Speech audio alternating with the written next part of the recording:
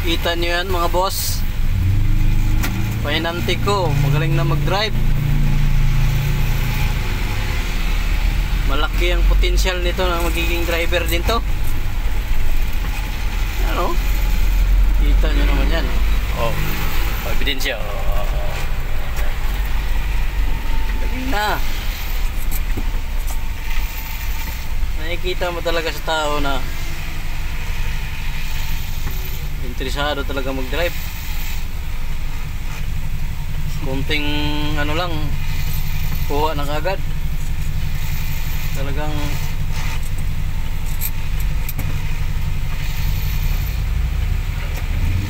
magaling nga ito.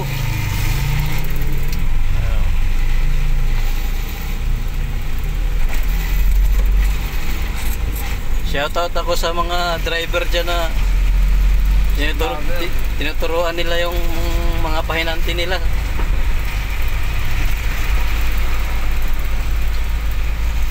Kapag nakita natin na interesado yung mga pahinanti natin, pahawakin natin.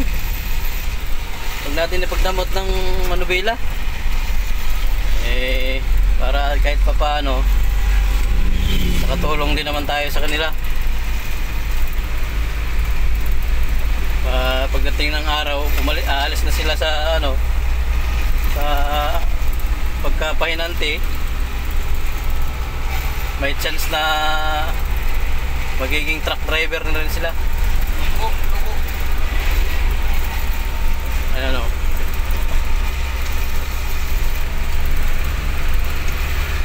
Huwag natin ipagdamot yung manubela kasi hindi naman sa atin yan eh.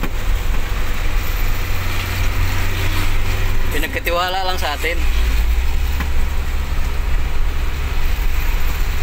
Itong pahinanti ko may lisensya naman to eh. Marunong naman na siya eh. Dandahan lang kami. Tamang takbong pogi lang ba? Para takbong, alam mo, takbong konsihal, Lloyds. Takbong konsihal. Yan, takbong konsihal lang. Diba? Yan guys, oh, marunong na siyang sumilip sa mirror bago mag change lane, tapos pipitik-pitik din siya sa signal light. Ayos naman eh. Straight naman yung takbo. Hindi naman to eh. Kita niyo yan, straight naman kunting pagsasanay pa ay veterans na ito. Shoutout nga pala dyan sa aking kumpare na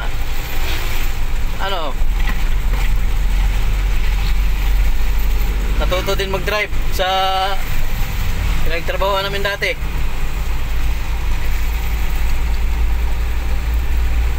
Shoutout sa'yo paring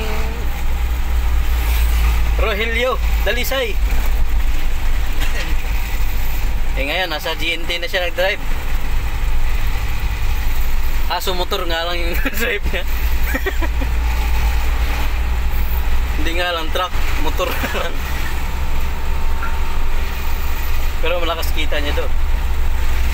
Motor? GNT, delivery ng mga parcel. Pero marunong na siya mag-drive. Dinuruan ko dati.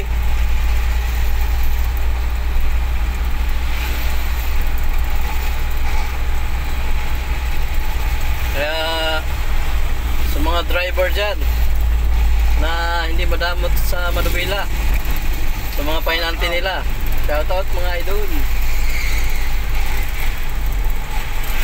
Yun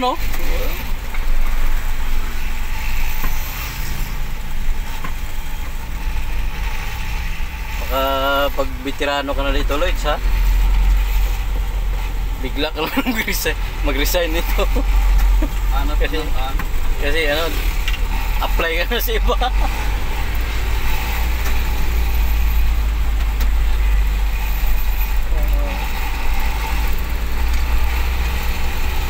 Wala naman talagang permanente sa isang kumpanya. Darating din ng araw na may ibang ka na, ibang journey ba? Ika nga, ibang journey.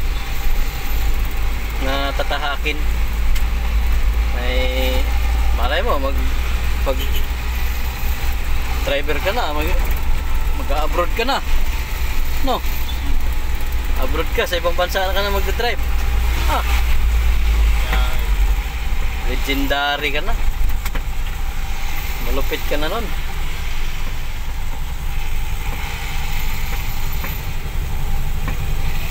Yan.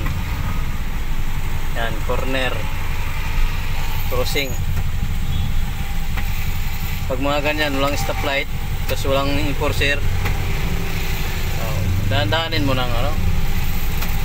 Kasi pag hindi mo dahan-dahanin dyan pasok, hindi ka talaga makapasok. Walang magbibigay dyan.